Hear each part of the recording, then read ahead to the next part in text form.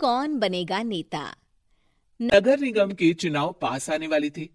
पूरे कानपुर शहर में टिकट को लेकर मारामारी शुरू थी, लेकिन सबसे ज्यादा चर्चा में वार्ड नंबर 40 की सीट थी। वो इसलिए क्योंकि इस बार वहां की सीट महिला के लिए आरक्षित थी। अब सवाल ये था कि चुनाव लड़ेगा कौन।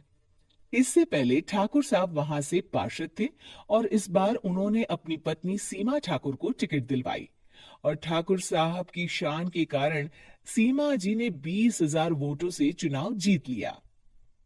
अरे बधाई हो सीमा भाभी, अब तो आप वार्ड की पार्षद बन गई हैं। अब तो हमारे काम आप ही करवाएंगी। अरे ये तो सिर्फ नाम की पार्षद बनी है, वो तो महिला सीट आ गई, वरना पार्षद तो मुझे ही बनना था। अब भले ही चेहरा इसका होगा, लेकिन पावर तो मेरी ही होगी। अरे वाह भाई साहब, क्या दिमाग लगाया है आपने भी। आइए आप लोग, खाना लगा दिया है सबके लिए। सीमा जी पार्षद बन चुकी थी, फिर भी उनकी एक ना चलती।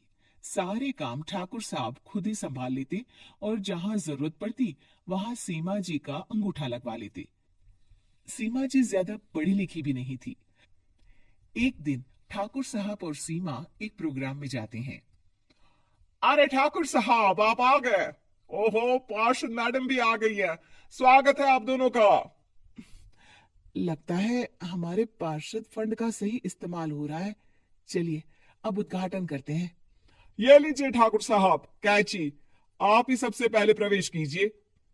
सब लोग आगे निकल जाते हैं और सीमा जी पार्षद होने के बावजूद भी पीछे खड़ी रह जाती हैं। वो देखती हैं कि वेलकम बोर्ड पर उनका नाम है, लेकिन महिला होने के कारण कोई उनका सम्मान नहीं कर रहा। अगले दिन एक आदमी उनके घर आता है। अरे ठाकुर साहब नमस्कार। कल ना हम नोटिस किए कि हमारे घर तो अवैध है और नगर निगम वाले उसे तोड़ने आ रहे हैं। अरे कुछ कीजिए ना ठाकुर साहब। देखो भाई, मैं तो ज्यादा कुछ कर नहीं सकता, पर अगर तुम सबकी जेब गर्म कर दो तो कुछ हो सकता है। कुल मिलाकर 4 लाख लगेंगे।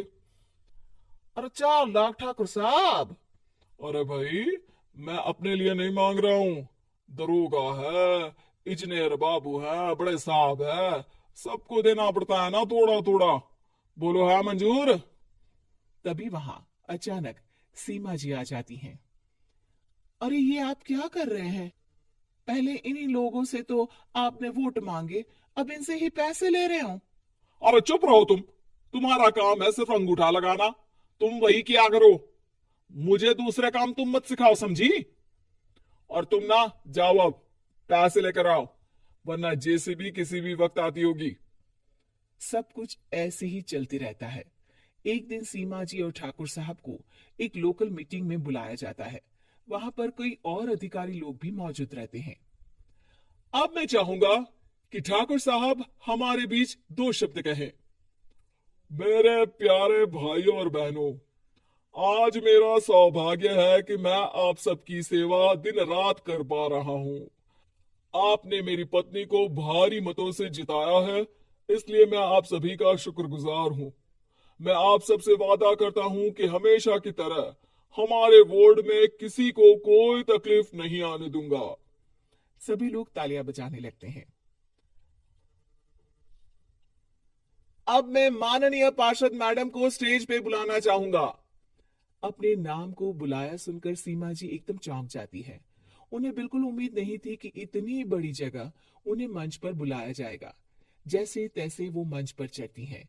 ऊपर जाती ही सीमा जी को सारी पुरानी बातें याद आ जाती हैं कि किस तरह उनके पति उन्हें कभी भी आगे बढ़ने नहीं देते और उनके नाम से गलत काम करते हैं।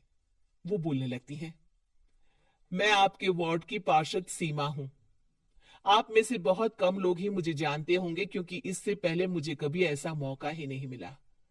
सारे मौके मेरे पार्षद पति यानी आपके ठाकुर साहब ही लेते रहे, लेकिन आज ये मौका मुझे मिला है तो मैं इसे ऐसे ही नहीं जाने दूंगी।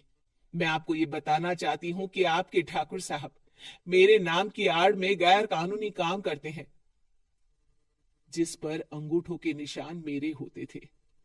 इसीलिए मैं अपनी गलती मानती हूँ और आज अपने पद से इस्तीफा देती हूँ, ताकि आगे से कोई गलत काम ना हो पाए। अब फैसला आप सबके हाथ में है कि आप हमें क्या सजा देना चाहते हैं।